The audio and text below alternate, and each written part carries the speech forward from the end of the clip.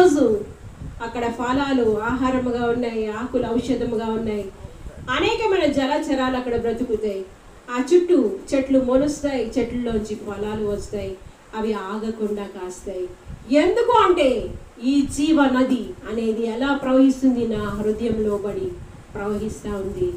ఎండిపోయిన ప్రతి పరిస్థితి దేవుని యొక్క జీవంతో నింపబడును గాక.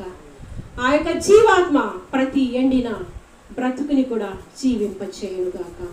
రికభాష్య స్వస్థత లేని వారికి స్వస్థత, వశీకరము బత్తరబ రక్షణ లేని వారికి రక్షణ యేసు ప్రభు నామంలో నేను ప్రకటిస్తూ ఉన్నాను.